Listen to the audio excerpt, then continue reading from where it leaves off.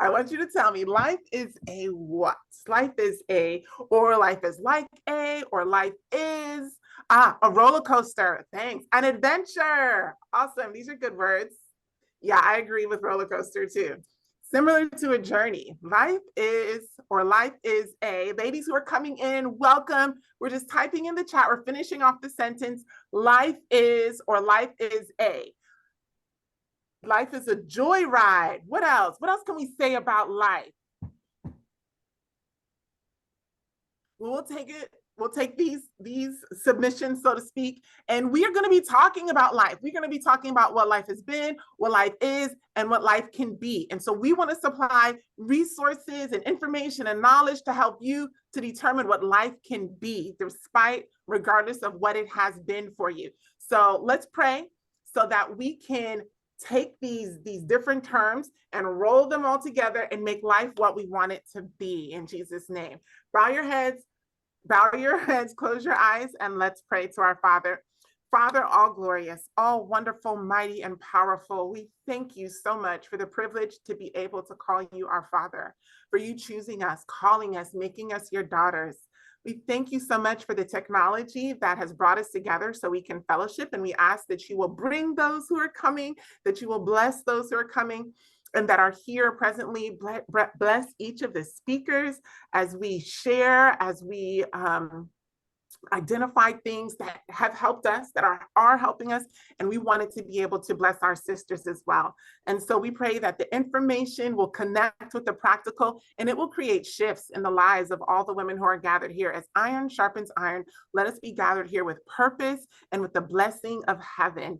Be with our technology, be with the families, the children, everything that we've stepped away from or that we've brought with us. We pray for your special blessing. May your holy angels influence every environment, every home and family represented here now. In the name of Jesus, amen. Amen. Amen. All right, we're going to turn things over to Thriving Woman, Akhimie. And again, we'd like to say welcome to everyone joining us. Thank you, Renee, for getting us started this evening. All right, so Akhimie, it's all yours. And thank you. Good evening, everyone. And while I'm getting ready to share my screen, I am just going to introduce myself. So my name is Akhimie Gordon, and I am excited to be here today. And as we're talking about relearn and unlearn, we're looking at things that we didn't know, right? That our mama never told us. And sometimes we had to learn the hard way, right? And just give me one moment. I'm sorry. I need to switch screens. Okay, here we go. All right, here we go.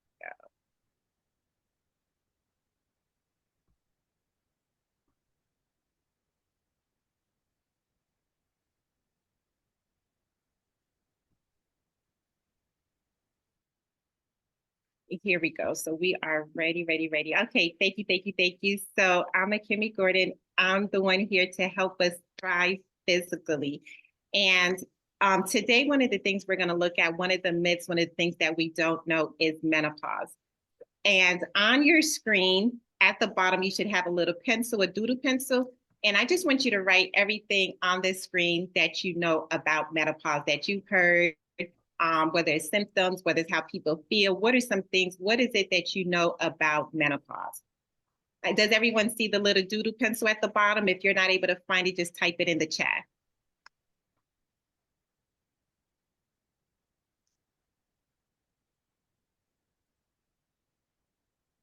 Okay, if you can't find the pencil, just do it in the chat. Type it in the chat. Let's see what's in the chat so far. So we have the hot flashes. Low, yes. Low libido, yes. It comes in your 50s, okay? Crazy, yes, real.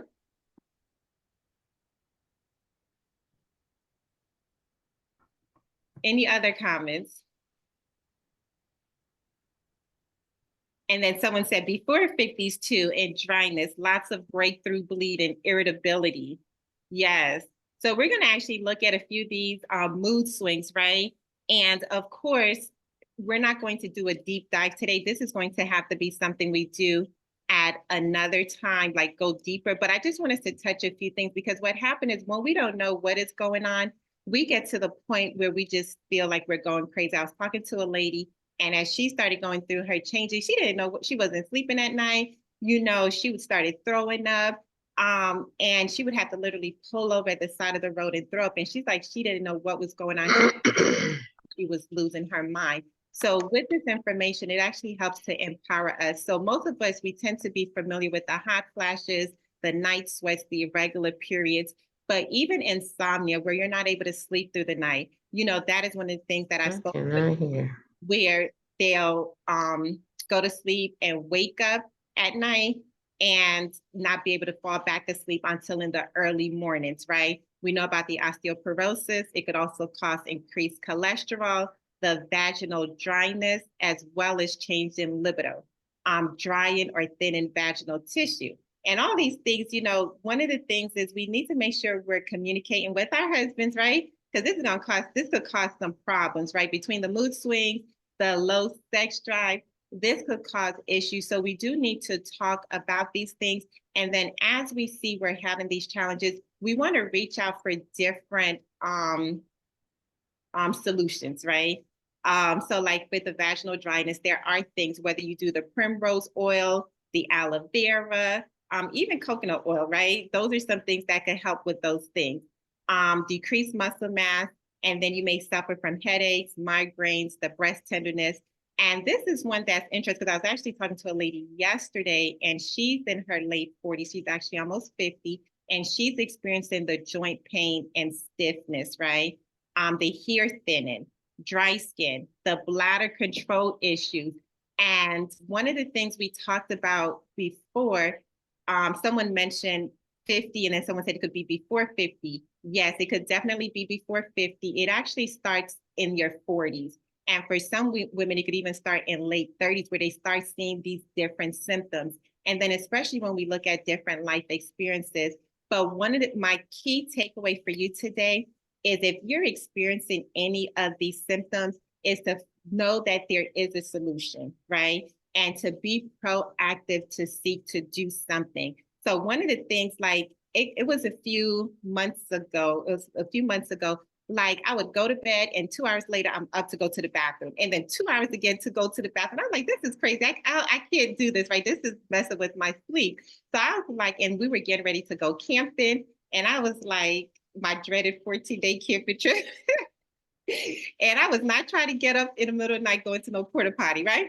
So I was like, I need to do something. I need to find some herb to help with this situation. And by the grace of God, that's exactly what I did. And I praise God, because normally, we're on a road trip, like, oh, I got to stop to go to the bathroom, right? And I was able to go and not, like I was fine. It helped. So there are things that we can do to help with these situations. You could even have heart palpitation, bloating, changes in body odor, and weight gain. And I praise God. One of the things when it comes to weight, there's a lot of lies, right? Whether it's genetic, everyone in the family is big, so I'm going to be big too. And then when we go through change of life, you have to gain weight. But just like all of these, a lot of these things are lifestyle choices, the way we eat, sleep, exercise, stress, that's a big one, because oftentimes, it seems kind of like we have this, how many times you speak to someone, they're like, oh, I'm so busy. I spoke to a lady the other day, and I was like, oh, hi. We were at an event, and I was like, hi, how you doing? She said, I'm just surviving. And that is why we're wanting to make sure that we're thriving and doing the things to help us to thrive, okay? And then we have the mental, the fatigue, where there's low energy. We could have mood swings, right? We could be irritable, anxious, even experience depression, memory issues where we cannot remember things, a loss of motivation, and difficulty focusing. So as we see these things, if you are experiencing these, and this is one of the things for myself also, we have to be very in tune with our bodies and what is going on. So that way we don't just accept it, because we will ignore some symptoms, right? And feel like, oh, this is just normal. And sisters, it is not normal. And, that's one of the things when I'm feeling off, I'm like, okay, I'm off. Something's not right. I need to do something.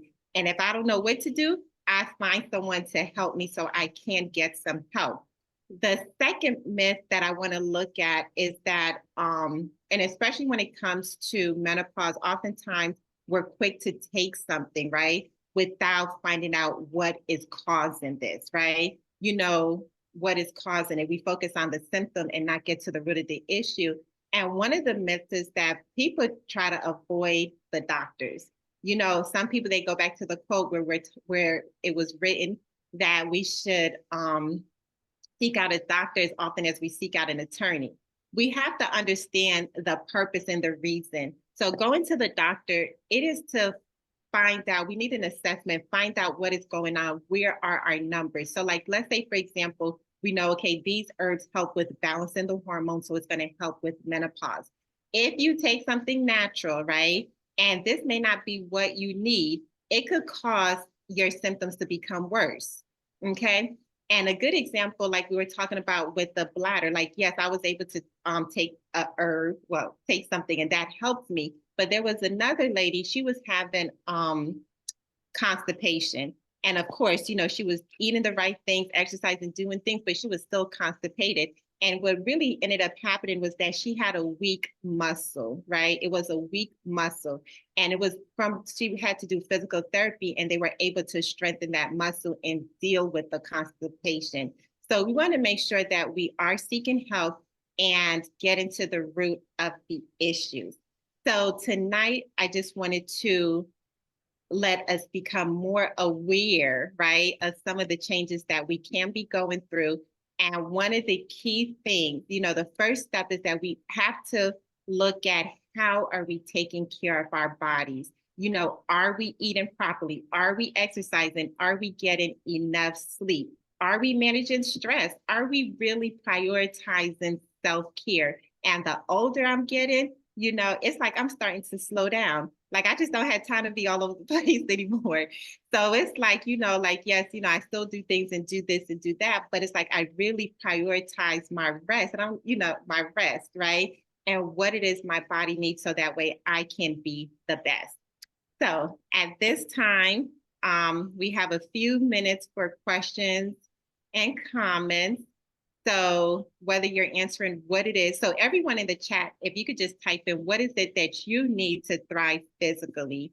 And then if anyone have any questions or comments, you may do share or ask at this time.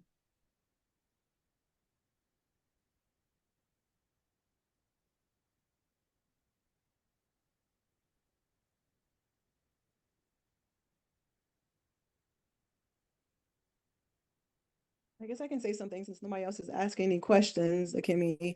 Right, I know. but in the chat, one second, just in the chat though, Okay. everyone, I want you to write this in the chat, write on the paper, what is it that you need to thrive physical, right? So we come in here, this is great information, but what is it that you need, okay? Okay, go ahead, Dr. Dana. They're commenting right now, so you want to go ahead and read that. Okay, so I do see a question, what is good for premenopause? So we can't get into all of that right now, but if you reach out to me, I can share more information. And not only that, we'll need to do something in the future on menopause, on premenopause, and what to do for the thin and hair. Someone said I need sleep, water, smart food choices. So that is what Tamika is prioritizing, her sleep. Walking in nature, getting her 8 hours of sleep, okay? Need more life balance, yes. So as you're typing and recognizing what it is that you need, you know, go ahead and make a list. You know, what foods do you want to start adding to your meal? You know, what time do you plan to go to sleep? You know, what can you do to be more consistent? Okay. And then we'll be able to share some resources if you do need additional resources to help you with your health journey, so that way we can go through the change of life and still thrive. Once again, I do want to mention again to please make sure that you share information with your spouse, right? Because they have to recognize, you know, our mood swings and this, and be able to be a source of support for us if that is something that is happening. So Isaiah 46 verse 4, God says, I will be your God throughout your lifetime until your hair is white with age. I made you and I will care for you. I will carry you along and save you. So it is a blessing as we grow in wisdom, right? And knowledge. And the Lord will see us through whatever it is that we are going through. And he will strengthen us and direct us to be able to thrive even as we're going through the change of life. So thank you. Amen. Thank you so much, Akhimie. May God bless you. We appreciate that presentation. And at the end of our presentation, we will have Akhimie slide up again so we can share her contact information so you can learn how to thrive physically with Akhimie. All right. So at this time, we are going to transition to Dr. Dana. So Dr. Dana, if you will go ahead and begin with your presentation. And again, ladies, we are keeping this brief tonight. We're just doing 10 things that your mama didn't tell you. And, you know, sometimes I was talking to my husband and I said, you know what, maybe mama did tell me some of these things, you know. I don't think I was in the right frame of mind possibly to learn these things. But whether your mama told you or maybe your mama did not tell you, we're so glad to have you all here with us this evening, ladies, so we can relearn and reclaim together. So I'm going to turn it over to Dr. Dana. Excellent. Are you guys able to see the screen? Yes. Awesome. Thriving, relearning, and reclaim. I love that. So specifically, I'm going to dive in a little bit on mental health. I want to start by sharing a picture of my family. This was taken maybe a couple of years ago now. I have wonderful parents. I know there are times that the parents that we have seems to be the cause of our trauma. That was not my case. And I'm very happy to say that. And some of us can say the same thing. If you have wonderful parents, it's okay to talk about them too. And I did. I had that. They did their best with what they had. They didn't have a lot, but we had everything that we needed. And for that, we are grateful. They did, especially in the area of education. They really pushed education on us. If you know anything about Haitians, you know that that's one of the things that they really take pride in. And so they did that in every avenue. They were there and very supportive.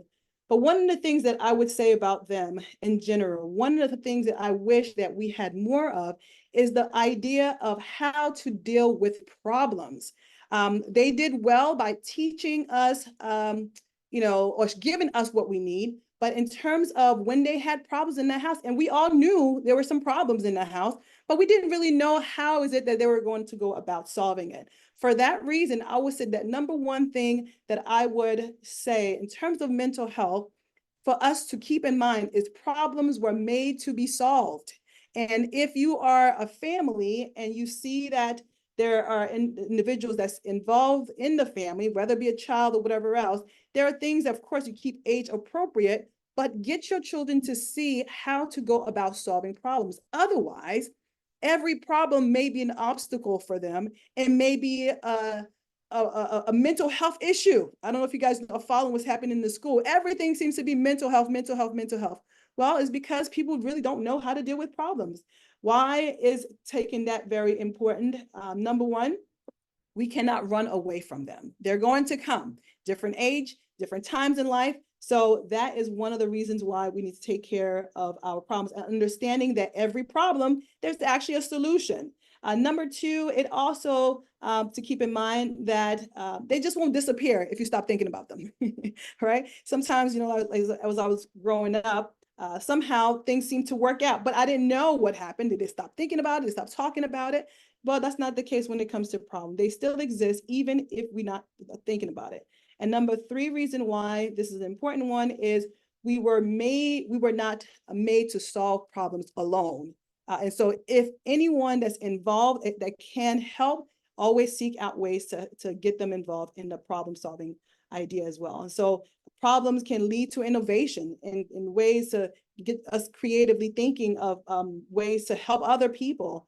And also it prevent escalation. And that's a very, very important part as to why we need to make sure that we take care of the problems that we have. There is a beautiful quote that I read in well, actually, it's in Ministry of Healing, page 183. It says, "Those who hold the reins of government are unable to solve the problems of poverty, pauperism, and increasing crime. They are struggling in vain to place business operation on a more secure base. If men would give more heed to the teaching of God's word, they would find a solution to these problems that perplex them." So there is absolutely a need for us to keep in mind that, hey, let's dive into God's word to get us thinking about the solutions to these problems as well. And number 2 for me, which kind of transitioned from that number 1, is don't ignore emotional pain. Do not ignore emotional pain. We're quick to go to doctors, some of us, for physical pain, but somehow emotional pain, we think, well, it's just a thing that we probably will get over, or it's not that important. And here's why we need to make sure that we take care of those emotional pain. First of all, and studies have shown that there are very much linked with physical pain. Emotional pain are linked with physical pain. If it's not taken care of, maybe the person might start experiencing headaches or even digestive issues. Yes, your thoughts lead to your digestive problems sometimes, fatigue and heart problems, or even a weakened immune system. Those are things that research backs up to say it stemmed from our emotional pain or our emotional struggles that we are not dealing with. Of course, it goes into our relationships. So it strains some relationships. So ignoring emotional pain can actually affect the relationship that we have currently in the relationship that we have in the future. It will help us, it will prevent us from having very close connection with those we love, or lash out for no apparent reasons other than we did not deal with the problems that we had emotionally. It stuns personal growth. That's obvious with the idea that we're not working to learn, to grow, and to develop from those experiences that we have. And lastly, it can actually lead to unhealthy coping skills. And that goes into my number 3. What is my number 3? We all have the ability to become addicts. And I can't tell you how many times I'm dealing more so with addictive behaviors that people have because of these emotional problems or lack of solving their ability to solve the problems that they have. All of us are wired, our brain are wired to enjoy reward. And so when our brain is not dealing with the problems that we have, we still seek out reward. So whether it be in social media, whether it be in food, whether it be in substances, we are not to look at someone and think that, well, you have drug addiction. It's the same thing with social addiction that someone might have, because again, we are not addressing the emotional pain that we have. We can easily form habits. Our minds can start developing habits that, because again, we did not deal with the issues. Anything that seemed to be near us that brings us slight joy, we can become addicted to it because we're trying to replace something. Oops, you guys didn't see that one. We're trying to replace something that is painful. The lack of fulfillment actually leads to more craving of something that provides at least a little bit of relief. So whether it be even an unhealthy addiction to a person that we need to let go of, or whether it be with work. There are some people that are really addicted to their work. And again, we're not dealing with the real issue. And so our brain trying to find substitute to deal with that. And of course, we know that addiction is a form of trying to cover up the big problem that we have. And so all of those are very important to keep in mind. And so we have this bad cycle where there's a problem, it creates pain. We don't want to deal with the pain. What happens? We try to ignore it, and it brings about addiction. So it's kind of all 3 of those go together. So if we learn how to deal with the problem or address the problem appropriately, then we will not have to feel like we need to ignore it. And then our brain starts looking for more reward system and fall into addiction as well. A better system, I would say, is this. Yes, all of us have problems. All of us have pain. Learn how to go about working out those problems, knowing that we are a dependent being. What does that mean? That means we need God, we need others, we need support. We cannot do it alone. And overall, we know that God is glorified when we are overcomers. God is glorified when we see that truly He was in this saving us from these problems that we have, or giving us solutions to the problems that we have. Here's some encouraging Bible texts to keep in mind. They kind of go along with what I'm saying here. Philippians 4 verse 13, I can do all things through Christ which giveth me strength. John 16 verse 33, these things I have spoken unto you, that in me ye might have peace. In the world ye shall have tribulation. You can say problem, but be of good cheer. I have overcome the world. 2 Corinthians 1 verse 4, who comforted us in all our tribulations, or all of our problems, that we may be able to comfort them which are in any trouble by the comfort wherewith whether we ourselves were comforted of God. And there's some more, of course. We know that James 1 verse 5 tells us, if you lack wisdom, we need to go out and seek it. And Romans 5 verse 3 and 4, tribulation comes about, and when we work those out, it brings about peace and experience and joy and those kinds of things as well. In Romans 8 verse 28, and we know that all things work together for the good. Here's a beautiful thought to keep in mind as I'm closing out, that I read that kind of truly encouraged me to remember that we are all dependent beings. You have not felt your whole dependence upon God and your insufficiency and weakness without his special wisdom and grace. Oftentimes, we don't have that ability to remember and to be reminded that God truly is the one that we need to depend upon. And because of that, what happens? We then have worry and fear and doubt, because you have worked too much in your own strength. Stop working so much on our own strength. Let's rely upon God to give us that. And that last part of that quote, strength should come from your union with him. Be not weary in well-doing. It's a beautiful thing to keep that in mind, that God truly wants us to survive and to thrive along that. Don't ignore the pain that's in our hearts that may be troubling us, because it can lead to things without us knowing. So that's what I wanted to share with you, those three things. When it comes to mental health, there are things that you might be going through. Think about ways to solve, and of course, remember that God is part of that solution as well. I don't know if anybody have any questions about that or any of those statements. And if not, I am going to ask you guys one question, and then you can post that in the chat box. Let me see if I can stop sharing so I can see everyone's faces or the chat box. The question I want to ask everyone to ask, how quickly do you believe that solutions can be found in problems of life? How quickly? Very quickly? Or from 0 to, I'll say 0 to 10. 10 is like, it takes a long time, and 0 very quickly. So you want 0. And 10 is, it takes a long time. So the longer number, the bigger number is like how long you think it's going to take. How long do you think it takes to solve problems of this life? 1, 5.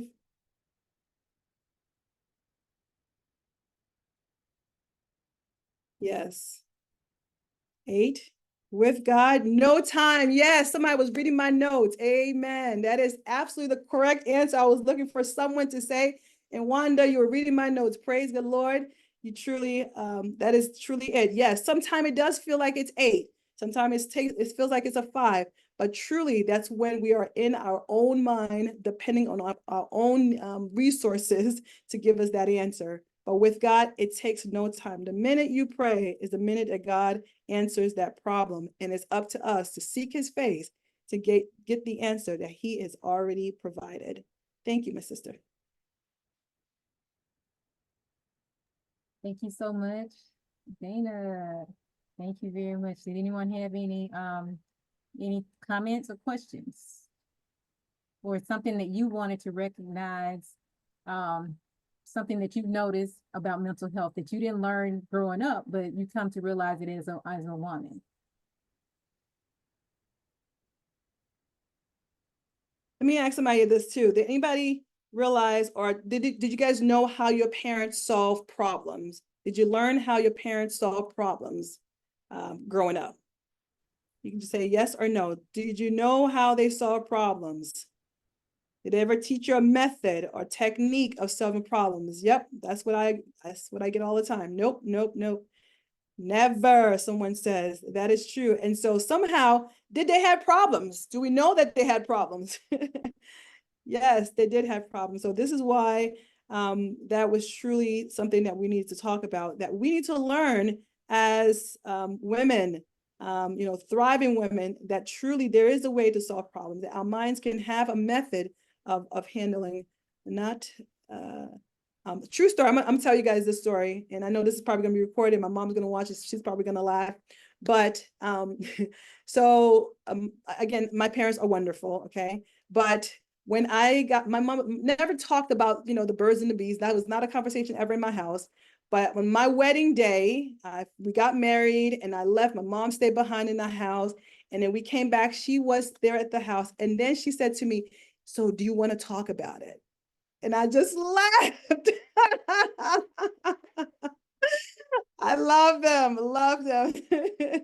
That was my talk with my mom. So there are things that they really just don't know how to share and open up and talk about. But I know that truly, if I had asked them, they probably would. They just didn't know the how to talk about certain things. And so, yes, beautiful women, thank you so much for this time of sharing about mental health and the things that our parents never told us. And Maria, did you want to mention something? I saw your hand up earlier. Yeah, I was just going to mention the same thing that Dr. Dana was saying. I grew up in a single parent household. And so I it wasn't very traumatic, but I had no skills. I still feel like I'm learning how to, solve problems in my marriage. And, yeah, I mean, my mom, she ended up getting a divorce, and that's the kind of advice that she gives. Like, you don't have to listen to that, or, she has nothing, to share that. And I just have to sometimes separate myself and say, no, I'm not going to talk to my husband that way, or no, I'm not going to do that, So, although I had a great childhood. It was very good, not a lot of trauma. My dad wasn't around. That is one of the issues. I'm glad she pointed that out, that I do struggle with. Thank you for sharing, Maria. So true. Yeah. And while we're on that subject of problem solving, I want to put a shout out to Dana.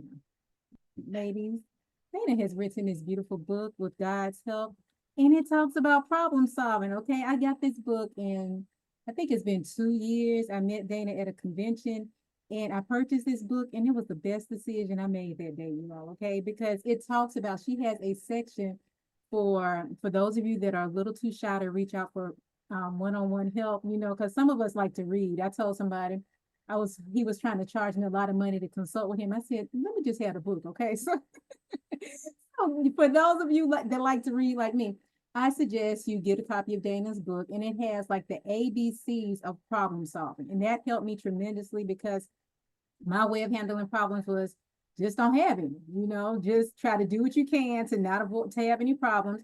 And that's not very effective, because they're there even though I try to ignore them. So the title of the book is The Working of This Mind, and you can find it on mindcare.us on Dana's website. And it's highly recommended. It helped me to learn these kind of skills as a 40-something adult a few years ago. And Tamika, go right ahead. Hey, good afternoon, ladies. Hello. Just wanted to check and see, does Dr. Dana offer counseling in the state of Georgia, one-on-one counseling? I do. I have an office in Somerville, Georgia, but we do a lot of things online. Telehealth is a thing as well. So if you're not near that area, we definitely would welcome you to come into our family.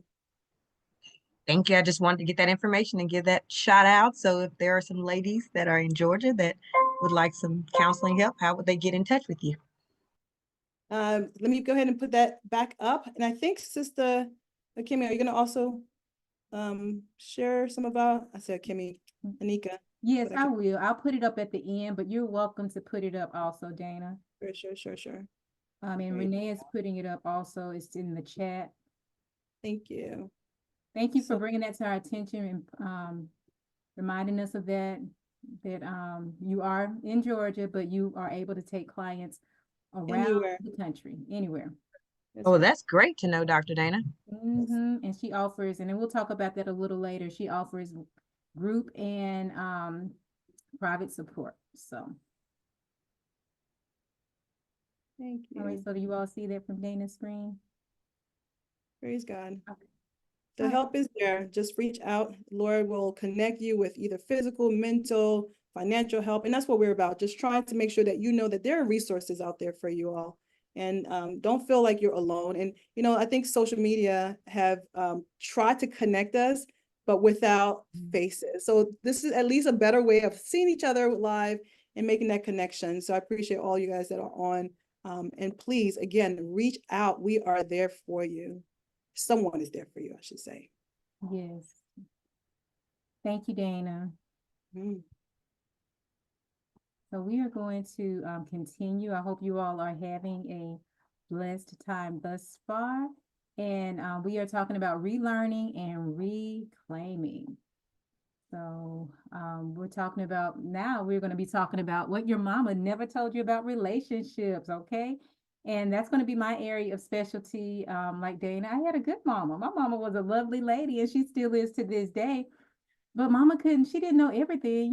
She did the best that she could with what she had to do, and I'm thankful to God because my mom did give me a strong foundation in the word of God, and just taking us to church week after week. And I'm very thankful for my mom doing that for my sisters and myself. So I would like to begin by just saying, with your relationship with Christ. So I'm going to talk about your relationship with Christ and your relationship with others. I feel like sometimes our mothers, if we don't learn that to be a Christian is to be Christ-like, my sisters, okay? Church attendance or church membership does not make anyone a Christian, okay? That's very important that we keep that in mind because many of us, if you were like me, you were at church either every Sabbath on Saturday or you were at church every Sunday or you were at church. Some of us went to church for prayer meeting. Anytime the doors open, some of us were at the church. Some of us may have just gone for holidays. Some of us probably didn't go. So whatever relationship you may have had with the church, I think it's important for those of us who are parents is to remind our children that yes, church is important, but just because you go to church, just because you have your names written down in a church book does not mean that you're a Christian. What does it mean to be Christ-like? In 2 Corinthians chapter 3, verse 18, it says, "But we all, with open face, beholding as in a glass the glory of the Lord, are changed into the same image from glory to glory, even as by the Spirit of the Lord." So to be a Christian is to be Christ-like. How can we become Christ-like? By spending time with him. That means we're waking up in the morning and we're seeking first the kingdom of God and his righteousness. That means instead of rolling over and grabbing my phone, rolling over and talking to my husband, rolling over and going to the kitchen to prepare food for my breakfast, prepare food for my family rather, or rolling over and getting on my laptop to start my work day, I need to roll over and get on my knees. Okay. So that's how we find strength, ladies, is getting out of the bed and dropping to our knees and pleading before God to help us to know him and to reflect his character of love. It is the Holy Spirit that is going to change our hearts and make us more like Jesus so that we can reflect his character of love. And as we're spending time with him, beholding how he spoke, beholding how he lived, beholding how he sacrificed, beholding how he ministered to others, by beholding, we will become changed. Enoch was also like this. Enoch had a close relationship with the Lord and he walked with him and he made Jesus his personal companion. And as he went throughout the day, he was asking, "Is this pleasing to you, Lord? Lord, what do you want me to do?" We find that same question in Acts chapter 9, verse 6. Saul asked, "Lord, what do you want me to do?" And ladies, if we ask that, God will show us, this is what I want you to do. This is what I don't want you to do. I don't want you to do this. I want you to follow me. So as we reflect Christ's character, we are going to be full of his goodness. We are going to be full of his mercy, his tender compassion, his sympathy, his forbearance, his meekness, humility, his love, and his forgiveness, okay? And day by day, as we grow, we'll grow in grace and in the knowledge of our Lord and Savior, Jesus Christ. So we want to just reiterate that we want to be Christians. All of us here are professed Christians, I believe. So just make sure that you are being Christ-like, and you are not just saying I'm a Christian because you go to a certain church or you do certain acts of kindness, but make sure that you are reflecting, spending time with Christ and reflecting his character of love. So it is very important for us to keep in mind that to be Christian, to be a Christian is to be Christ-like. And in order to be Christ-like, we must spend time with Christ, and we must surrender our will to Christ and ask him, Lord, what do you want me to do? Do you want me to wear this? Do you want me to eat this? Do you want me to go this place? Do you want me to speak, or do you want me to remain silent? So we're communing. We're talking to, just like I like to talk to Akhimie and Dana and Renee, we have a relationship, and we have that relationship because we talk to each other.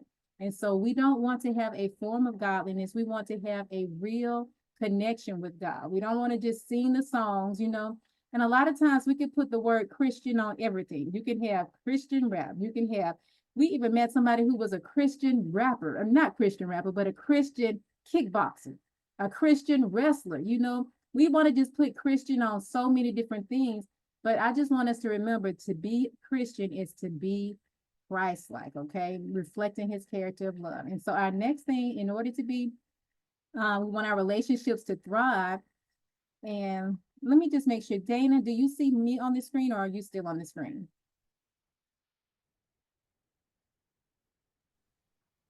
I can Make see sure you. your priorities line up with your priorities and values. Make sure your Okay. actions. Yeah. Okay, I just want to make sure it was me, because I'm seeing Dana on my screen. I just want to make sure the screen is I can lined see up. you. Okay, all right, that's good. Thank you, Dana, and thank you, Renee. Okay, so the next thing we want to make sure, maybe our mamas didn't tell us, to make sure your actions line up with your priorities and values. And we're talking about our relationships with others, okay? A lot of us say, oh, I want to be a good, what would you like to be? A good daughter, a good wife, a good mother, a good friend, a good Christian, and whatever kind of labels that we put for ourselves, whatever kind of responsibilities, a good entrepreneur, what many titles that we have, many responsibilities that we wear. Some of us want to be a good cook, some of us want to do better in housekeeping. But whatever we want to be, we want to make sure what God has called us to do, that our actions are lining up with our priorities and our values. So how does that look? If I say, well, I want to have a better relationship with God, or I want to have a better relationship with my husband, and then I end up doing stuff that doesn't line up with my values. I get busy. I just work till the sun comes up and the sun goes down, and I don't have time for my spouse. I don't make time for building a relationship with him.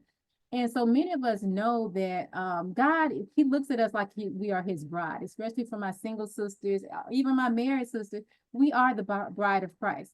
And if you are married to someone, you want to spend time. And so if we're his bride, don't you think he want to spend some time with us? So I encourage us to spend time, set aside time to build your relationship with God.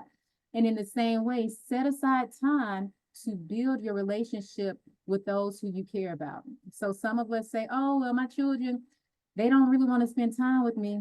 They probably don't, but you need to make sure it happens, So what you have to do is schedule it. Make some time to schedule these things. And this is a side note for my sister Maria and my sister Renee. They have a homeschool revival village.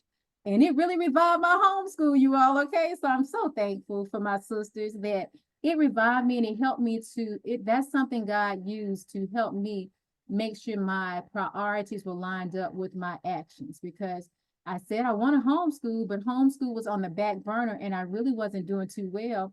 Even though I'm an educator with 6 years of classroom experience, even though teaching is a gift that I have, I was not making it a priority. I said I want to homeschool, but I was homeschooling, but just not doing some things. I needed to come up higher. So I reached out to Renee and Maria, and they were able to help me get my homeschooling order. So, but just kind of summing up what we're talking about, if I say I want to improve my relationship with my spouse, my savior, my children, my siblings, my parents, does that mean that I'm going to overwork and be extremely busy? No. Does that mean I'm going to overwork with my job or with ministry or with church duties?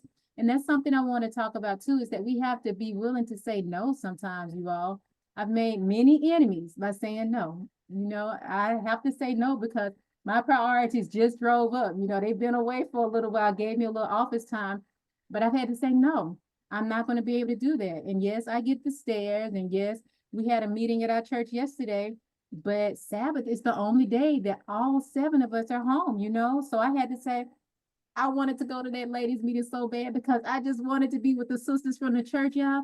But when the time came, I had to say no, because out of 7 days, Saturday is the only day that my husband is home all day. I'm at home, all my children are home. And so we ended up going to church, and then we spent that time in the evening together, okay, that time after church. So learn to say no so that if your family is an important value, and if God is an important value, that you're able to say, I have to say no to this because I'm saying yes to this, okay? So another thing that gets in our way from allowing our actions to line up with our priorities and values is social media. Even some of us may not even have social media accounts, but there's so many distractions out there, ladies, okay? So you may have to put a limit on how much you talk to your friends. You may have to put a limit on how much you text during the day. I ended up, this is my secret for having 5 children and a ministry. This is my secret, okay? Flip Top phone. secret information. But my children, they told me, they said, Mama, we like it when you have a smartphone because you're distracted. Why don't you get your smartphone back? And it's like, yeah, I won't be seeing a smartphone for a long time because this keeps my life simple. If I need to text somebody, I can text from my laptop, or I can text, I can use my husband's phone. But you all find creative ways to say, I'm not about to be in this. I'm not going to allow myself to just be trapped and distracted by this. Set a timer. If you want to be on social media, give yourself a timer. I have a timer right here. Just set a little timer, or you can set it on your phone to just say, hey, I have 15 minutes. I have 5 minutes to check this. And then I have to go back into the real world and develop relationships with my family members.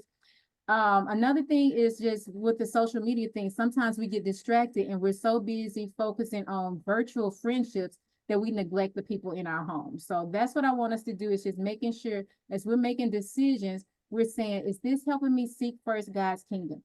Am I having my husband, if God first, then my husband, then my children, and then others? Because sometimes my husband has to get on me. He's like, so this is what you talk to the ladies about? I'm like, yeah. He was like, so what are you doing? It's like, and I'm saying to myself, well, maybe I just need to stop talking to the ladies, okay?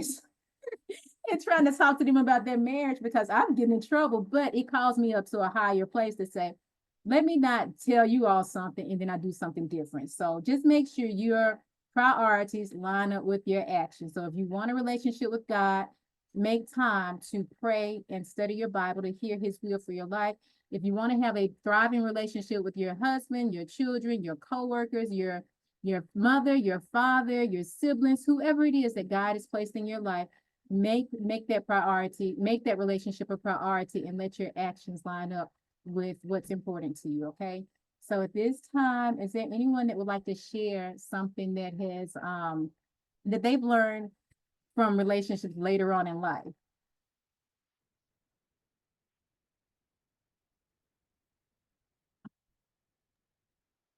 Somebody said that they deleted their social media for a while, and when they came back, and try to get on everything. She's trying to catch up to everything, sorry. Yeah, that seems to be a trend. You get off and it's like, what did I miss? You don't want to miss out. How do you address the missing out part? Because I think that's the feeling that pops up a lot. Like you don't want to miss out. You want to be part of it somehow. Yeah. When you're trying to disconnect yourself from social media. Were you asking a question? Yes, I was asking you the question. What do you do with the missing out part, that feeling of I'm missing out? Like, for example, the women's group that you missed out on, what do you do with that feeling of like, oh, I missed out?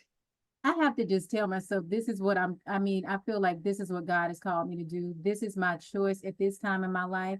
There were times I went to the women's meeting and I had a good time. So I just enjoy those memories. And I have to trust God. I have to say, you know what, Lord, you are going to work it out. You're going to have me at the right place, because if I try to put myself there and my family falls apart, I can go to the meeting and then when I come back home, I have to deal with a lot of stuff instead of just bringing us together and being together and everything goes well. I can see what's going on and spending that time, so it really was painful at first, but I had to say, you know what, I have to give my children an example. And that helped me too, to just say, let me show my children, your friends may be calling you, but what about your family? So that was important to me too, is because I'm going to have to tell my children, like I had to tell my son this morning, we have a scheduled event at this time. You can't be trying to talk to your friends if this is supposed to be family time, So I think what I'm looking at is the example that I'm giving my family, that yes, I made some mistakes in the past because I was all over the place doing this and doing that.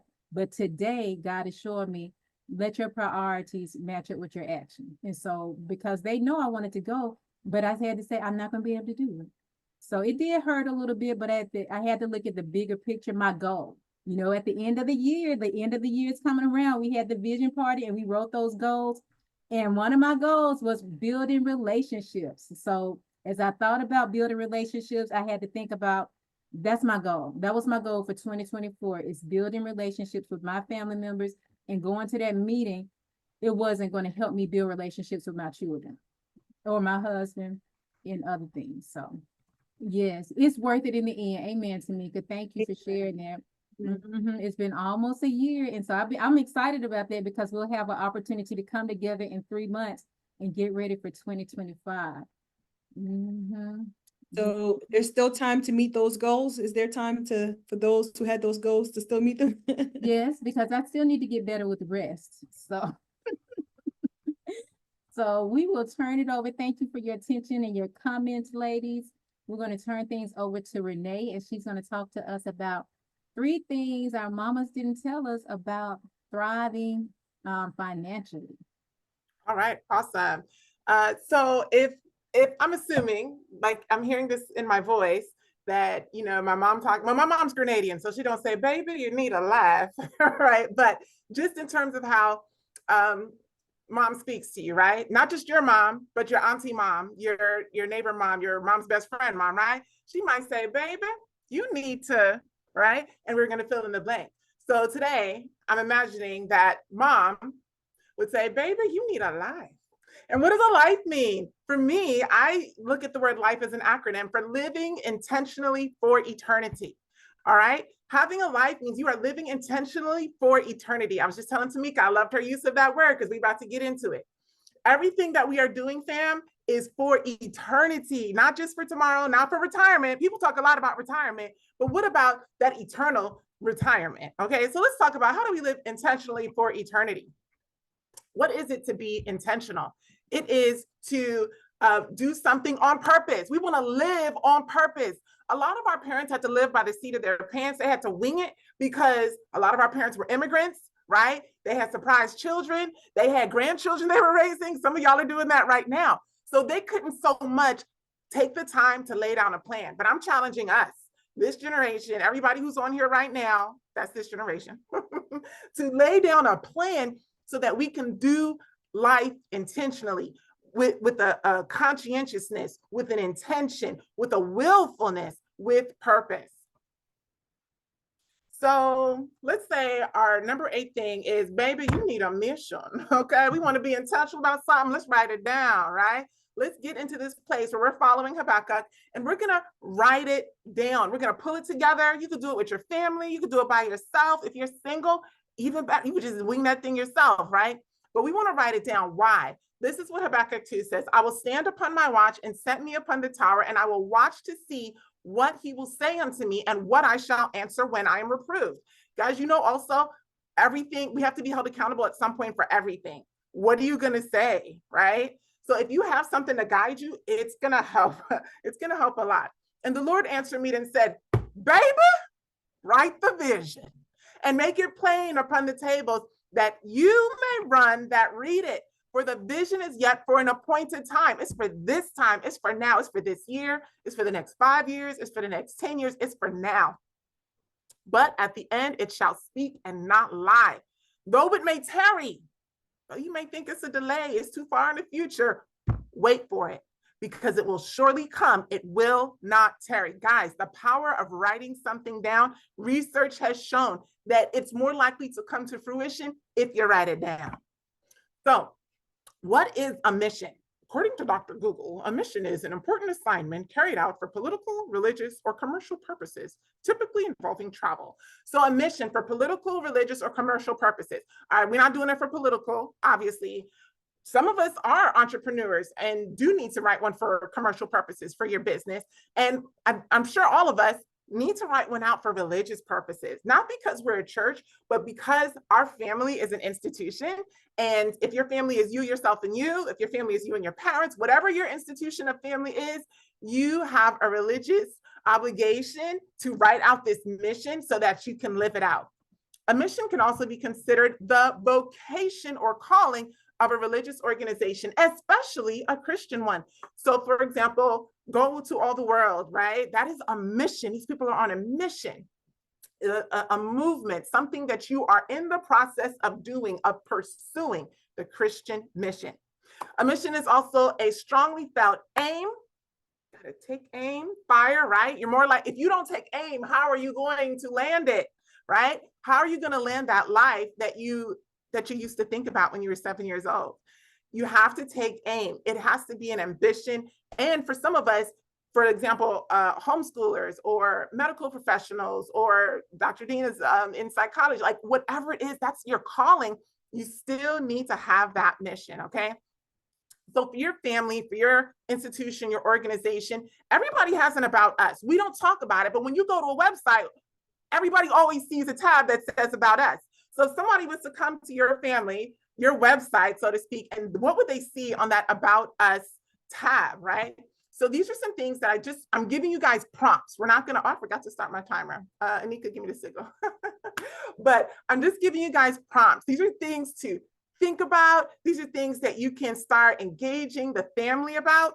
But I wanna know, one, we're gonna talk about family time. I'm gonna show you different family types, but I also want you to think about, how do we spend our time? Because how you spend your time is pretty much going to say what's important to you.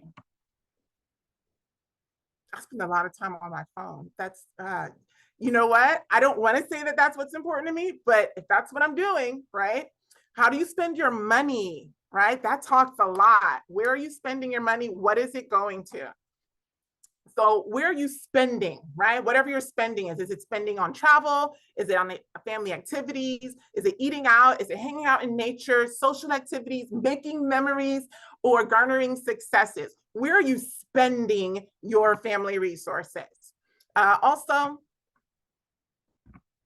what is your family's calling? Have you ever thought about that? As a family unit, we may have thought about that independently or for our career, but ask yourself, ask them kids, they'll tell you some things and you'd be like, what, where did you get that from? But that's what they're living. So what is your family's calling? What do you dream about? What do you individually dream about?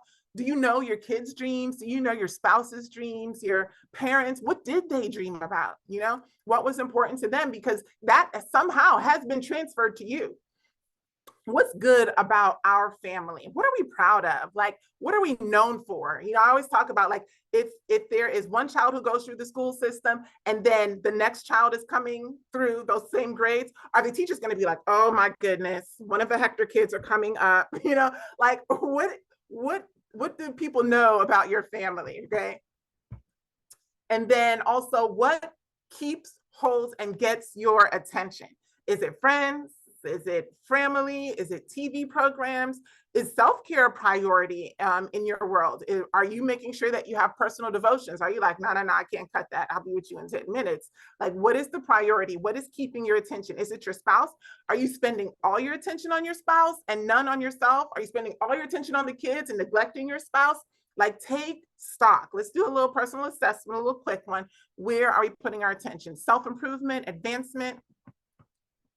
And then I wanted to talk about the family type because it's important in the future and for how we are now. So I came from a matriarchal family. I was just talking about this with a friend yesterday. I came from a matriarchal family. So sometimes I'm afraid to tell my mom certain things about how reliant I am on my husband, because we came from that, you know, you better have something set aside for yourself. You can't be dependent on no man. And it's just like, that's undermining to our family structure, our family system. So be aware of the type of family that you came from and be aware of the type of family that you want to have. And then also, a lot of us are in the sandwich generation. Either we are now or we will be in the next 10 years.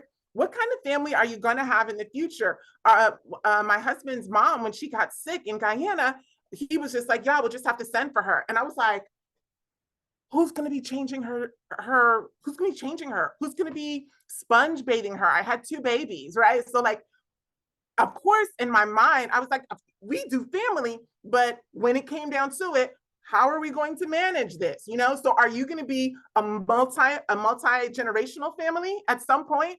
Start thinking about those things. How is your home set up? Is that going to be a priority? I worked in a nursing home. People made hard decisions. It makes it easier if you start thinking about it before, boom, something happens, okay? So what kind of family do you have? Do you have the physical setup of a patriarchal family, but you're operating as a matriarchal family? That's gonna bring a lot of conflict, a lot of internal dissonance, okay? So be honest and then talk about how we can set it up to be the way that we want it to be, so we can be intentional. These are, we're going to be looking at examples of values, okay? Because in getting our mission, we need to determine what are the values that we want to convey? What are the values we want to bring out? So these are wonderful values, examples that we want to generate in ourselves and in our children: compassion, security, honesty, kindness, gratitude, obedience. A lot of these are on our, so I have selected a number of these, and these are our family values. Like I'll have them up in my house, right? And in a cross stick or something. And then these are the things that I hone in on. So when I'm talking to my kids about a certain behavior, love is one of our values. So that under love, the umbrella of love, goes kindness. Are you treating your brother lovingly? You know, so we can be intentional when we're correcting. We're not like, don't do that. That don't make no sense. Why would you do that? We're like, that's not one of our values. That's not what we want to be known for, you know? So it brings purpose and intentionality to your interactions in the family. And if you feel like something's wrong, you can't put your finger on it, it's probably because one of your values has been violated, right? So you can talk about it. So I'm going to now show you something that is even more specific as far as values, bringing it down, right? So these are more specific examples of how values manifest themselves, right? So doing the right thing when no one is looking. Do you know what that is the definition of? Anybody? Integrity. Doing the right thing when no one is looking is integrity. So that means when your child goes downstairs, they're not sneaking into the kitchen. That's not being, you know, a person of integrity. Or you, if your husband said no more buying and you still over on Amazon sneaking boxes so he don't see them when he get home, hey, that's not practicing integrity. It might not be honesty, but these are some things that, you know, it's going to help you to kind of get to the actual value. What are some things that we value that are important to us? Educational learning, having enough money. Money is an issue. And so where does it play a role in our family and in the values that we have? How important is that? Is it more important for us to have each other or for us to have things? People don't want to like just be honest about it, but what is the real priority? No, I'd rather have a big house and it be empty than a small, you know, like what, just be honest. Like, what is it that you want? Do you want to improve yourself? Do you want to travel, or do you want to scale down and sell one of the cars? What's our value? All right, so this is an example of a mission. This is my mission, and it's to develop our mental, spiritual, and physical faculties in honor of God through practical values, through practical application of Christian principles and values. How does this help me on the day-to-day? Because when I'm going through the day and I feel like, oh my goodness, we haven't done anything. So I'm a homeschool mom, right? I'm just be like, what did we do today? When I can reflect back on my value and I can see that, okay, wait, I want to make these practical. I want to make these values of Christianity practical. So when I saw them sharing, working together, being a servant of God and a friend to man, when they invited their friend over to come listen to Bible stories, hey, guess what? I'm hitting it. I took aim, right? So just by having a mission, you can determine, you can establish like, what am I doing? And then you can determine, yeah, I am doing it. Or, wow, we're way off. We're really far off. So do indeed continue to look at what your values are and then use your values to help you write your mission so that you can determine what it is you want to be focused on. Can you tell me if you're a homeschool mom, can you just put a 1 in the chat? Let me see how many of y'all are out there. But I don't want to neglect the people who are not homeschool moms to having this goodness, this great resource, because homeschooling is just, it's just familying, right? So if you have a family, then we also have a resource for you. You can go to homeschoolrevivalvillage.com and you can get our training on how to write your own mission. Listen, it's like, I mean, like, I'd lay that thing out for you, like how to do it. Like, how do you write your own mission that can help guide you in the daily activities of life? You can go to Homeschool Revival Village. And if you want, we have also a document that can help you with that for people who join the Homeschool Revival Village. It's proven to be very helpful. And so I want you to consider that. Go on, Homeschool Revival Village, write it down, put it in the chat, but make sure you check it out because I want everyone, it's for everybody. I know I'm a family social worker, like everybody needs to have a mission. Great, moving on. Said enough about that. When we talk about values and what else do we need? You need options, okay? We're gonna blow through this. You have to play the what if game. So I called my sister, my oldest sister, she's 18 years older than me, and we have different mothers. And so her mother, she's 18 years older than me. Imagine how much older her mother was. So her mother was ill. And so I said to her, her mother's been ill since I was a little girl, but I said to her at this point, I was really concerned. I said, if, God forbid, but if Auntie dies, what do you need from me? Do you need me to come? You need me to get on a plane because she's in Tobago. You need me to come? You need me to send money? What do you need from me? Because when it happens, I know she's going to be in a tizzy. So it's hard. It's a hard thing to raise, but it's something that you need to have these conversations. So you have to play the what if game with people in your family who you love, because I've worked in the emergency room. Let me tell you how families get crazy. I have to call security, okay? I worked in a nursing home situation. Like, have these conversations before you get to the bedside, y'all. So talking about dependent living or independent living, what does long-term illness look like? Are they coming to live with us? Are they going to live with you? They're flying across the country. Are we coming down there? Are they coming up here? Talk about death. Do we have money for burial, hospitalization? What happens? Who's going to maintain the home? Family temporary separation. What if I need to go and be over there for a while and husband needs to be here for a while? What does that look like? How do you think we can manage it? It's just a what if, it's not a concrete plan, but the discussion needs to start. What are our, talking about options, what are advanced directives? Do you guys know about? Put a 2 in the chat if you have heard of, know about advanced directives. Put a 3 in the chat if you have advanced directives or have done them with your parents. So these are what advanced directives could be. These are the different dynamics. Living will. This includes your medical wishes while you're still alive, as well as what you want to happen to your body upon death. Medical POA or durable power of attorney. When you select someone, so you say, oldest child, you be making bad decisions. Your oldest child, like Jacob's Reuben, like, nah, it's not you. It's going to be you. You, Joseph, you going to be my power of attorney. So you get that all sorted out before you're not able to make decisions or before you don't care to be making decisions. Either are fine.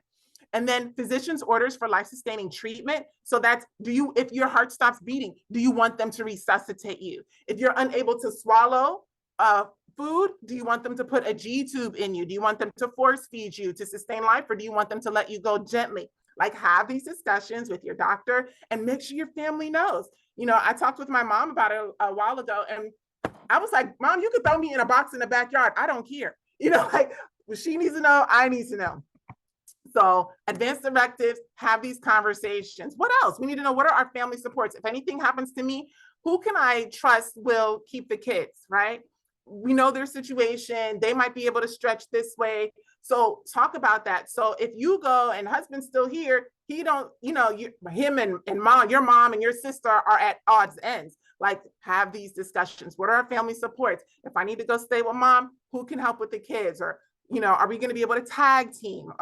Any of those things, whatever family supports, depending on your family structure, you need to have those discussions, okay? Financial support. What are your financial supports? Can you hightail it somewhere? My mom was like, you know, we have land down here. Like, grandma has land up in the country down here in Grenada. I was just like, okay, mommy, thank you. That's good to know.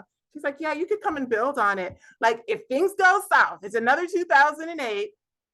What do you have in place? What are your options? You need to talk about it. Baby, you need a budget. Let's talk about that. You need a budget. Well, do you really need a budget? Because the truth is, according to me, you don't need to be great with money for your money to be great. And this is why. technology. There are something called budgeting apps. You don't have to sit down and do it. When was the last time you balanced a checkbook? We don't got to do those things no more, y'all.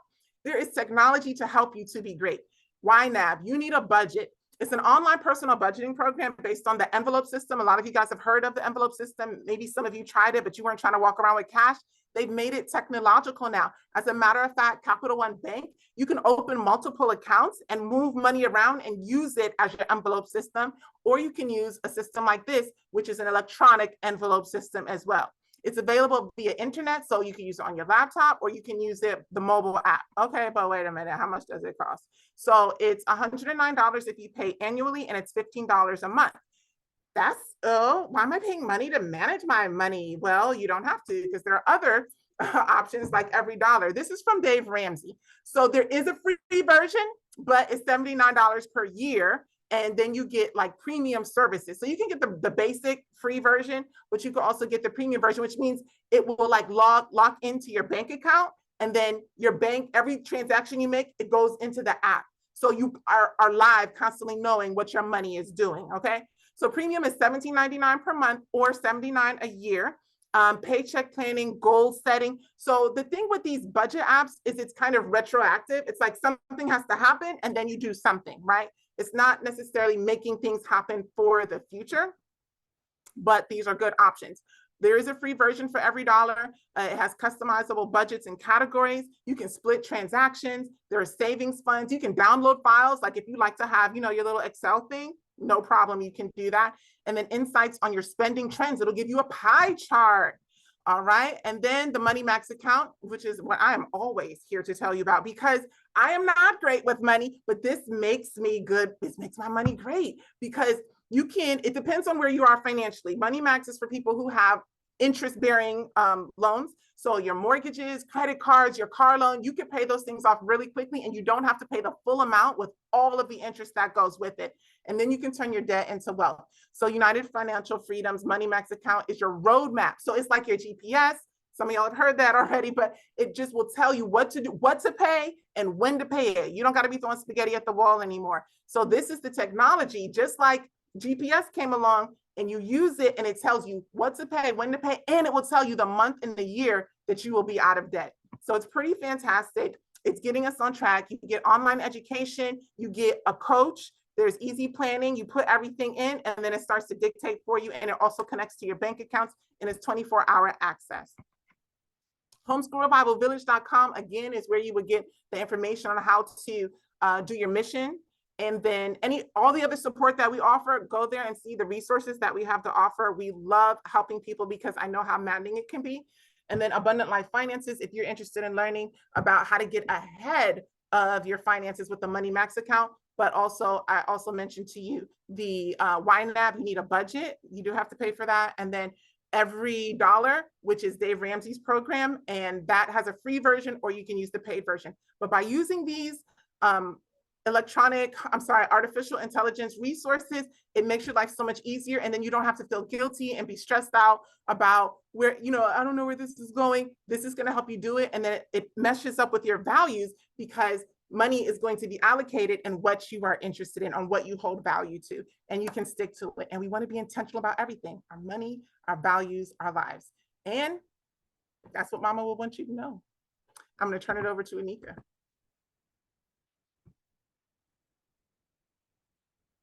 Thank you so much, Renee. Appreciate it, my sister.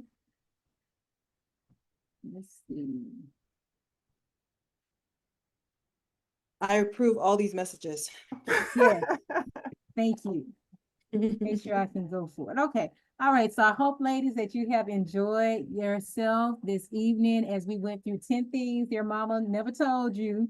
And maybe she told you, but we wanted to tell you tonight these 10 things. So thank you, Renee, Dr. Dana, and Akhimie for sharing. And thank you, ladies, for your participation. So what I want to do at this time is just mention to you the resources that are available. I'm doing a recap. All right. So ready to reclaim your relationships. I want to just let you know about Fight for Your Marriage. This is the ministry that I run, and we help women, Christian wives, have hope and heal after betrayal. Some of you all know that I was in a situation where I experienced heartbreak and betrayal, but there's hope in God. and God restored my broken heart and broken marriage. And so now with God's help, I've been able to write a book. This is it right here, Fight for Your Marriage. It's available on Amazon, and by God's grace, it's #1 bestseller in some areas. It has been, and with God is just blessing, and people are finding out, and marriages are being saved. So if you know anyone who is a betrayed wife, who is separated, currently separated, even in a divorce, this is a resource for you. Fight for Your Marriage by Anika Christian. It's available on Amazon for an ebook and paperback. All right. So next, are you ready to reclaim your mental health? I'd like to send a shout out to my sister Dana. She is here to help and support you. She is a Christian mental health professional who specializes in childhood trauma therapy. She offers a free 15-minute consultation. So if you don't know what to do, she can take a call with you. She'll go to her website, mindcare.us. You'll go to her website and you'll schedule a free 15-minute consultation, and Dr. Dana will let you know the next steps that you need to take. She also offers private and group support, books, herbal teas, online course to support your mental health. And she's also available, if I understand correctly, she's also available to come to your events and churches. So this is Dana's book. I mentioned The Working of This Mind. That was one of the first books I've read of Dana that just kind of helped me, especially with problem solving, and it helped me know it's not you. This is life. This is life in with sin. And then Dana has herbal teas, you all. She has some natural teas to help you get rest, to have peace, and to have calmness. All right. And this is Dana's latest book, Your Daily Pill. I got my confirmation today that my order is on its way, Dr. Dana. My book should be here one day this week. So I just want to let you all know we've had the privilege, Renee, Akhimie, myself. Dana sometimes leads out with a weekly devotional thought for us, and she's been reading jewels from her book, Your Daily Pill. And this is not like your average book, but it's a mental health book based upon the book Mind, Character, and Personality. And so they have a Bible verse, a quote from Mind, Character, Personality, and then Dana shares some thought-provoking words and some questions, and just helps you to put some practical biblical help to get you on track with your so you can thrive mentally. So here's Dana's contact information, mindcare.us, and you can email her. And she also has a really good YouTube channel where she shares a lot of resources. The next one is, are you ready to reclaim your physical health? I don't know if Akhimie is still here. She had another engagement she needed to go out to, so she sends her love to everybody, and she's sorry she had to leave quickly, but I think she came back. But nevertheless, Akhimie is a national board certified health and wellness coach, and she is passionate about helping adults take control of their health and reduce medication. And she's made it her goal to help make healthy lifestyles simple, fun, and achievable. And she does free consultations. And Akhimie is available from her website, www.blueprintforgoodhealth.com. And her email is info@blueprintforgoodhealth.com. And she has her phone number here also. So those of you who had questions about thinning hair, menopause, Weight loss, premenopause, help me with that too. Weight loss. yes. All right. Dana has an amazing testimony of many pounds being dropped through working with our sister Akhimie at Blueprint for Good Health and her personal weight training husband. Her husband is a personal weight trainer. So personal trainer. So reach out to Akhimie if you're ready to start thriving physically. And if you're ready to reclaim your financial health, be sure to connect with my sister, Renee. Renee is a financial success coach, and she is also my personal homeschool success coach. So Renee wears many hats, and she is an educator for finances, okay? Because a lot of times these are things we're not talking about in our community. And Renee has been able to get an inside scoop, and she's bringing it back and making it practical and biblical for those of us on the outside who really don't know about it, because we really don't have a lot of stuff. And it's just like, well, I can manage this. But the more, just educate yourself. And that's what Thriving Women is about. It's about finding practical biblical solutions to help us increase in wisdom and stature and in favor with God and man, so that we can know these things. Just because you didn't know it as a child or as a young adult, it's not too late. You can still, with God's help, take advantage of people and resources, materials that are out there to help you succeed. So Renee is very creative. If you all see from her presentation, she is very creative when it comes to generating income and making a dollar just holler, okay? Just stretching that money and just making it do things that you didn't think it could do. And she's resourceful. She helps women get side hustles and just brainstorming. And she is a social worker by trade. So she's resourceful and she just has a lot of resources, a lot of answers to help you get on track with either your homeschool or with your finances. And she helps clients eliminate debt and build wealth. And she offers a free debt analysis. And this is how you can contact with Renee. She also has the other website that she shared, but you can reach her at moneymaxaccount.com/the Hectors. And you can email her at reneehectorlive@gmail.com.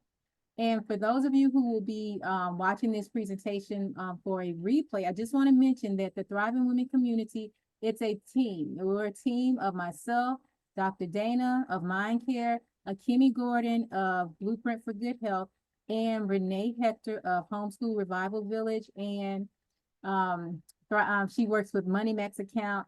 Abundant Life Finances is what she does. And so we have a weekly email that we send out to our ladies once a week, and we share tips, practical biblical tips that will help you thrive physically, spiritually, mentally,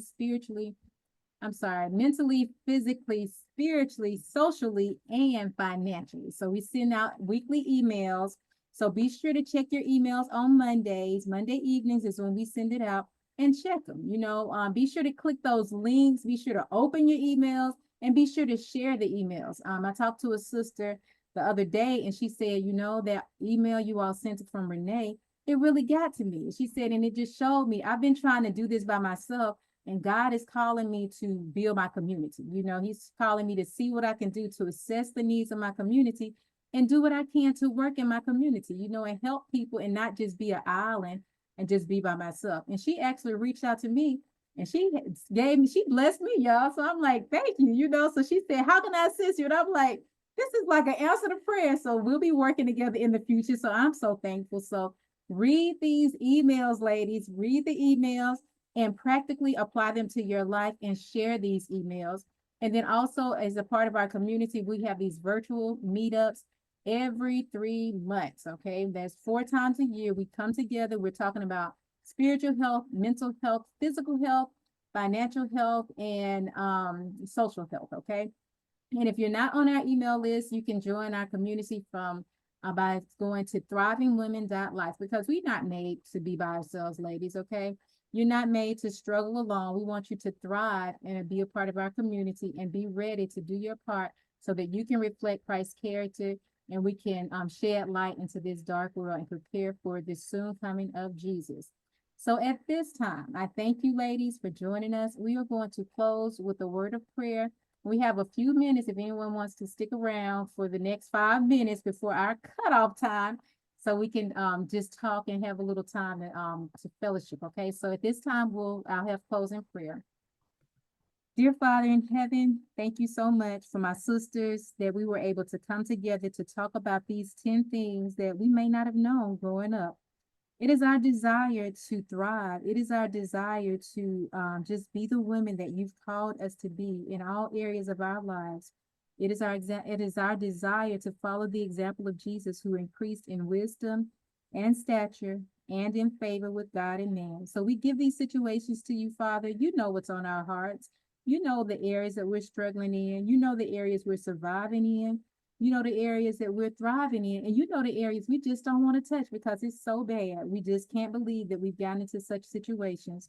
So I pray that each sister under the sound of my voice will be inspired and that they will be hopeful, that there's hope in you. There's hope with God. You can heal us mentally. You can heal us physically. You can heal us from any spiritual hurt that we've experienced from church leaders, any spiritual hurt that we've experienced for people that were supposed to love us and they didn't take care of us, Lord. So bring healing to each one of my sisters, Father, and help us to believe, Father, because you said, blessed is she who believes.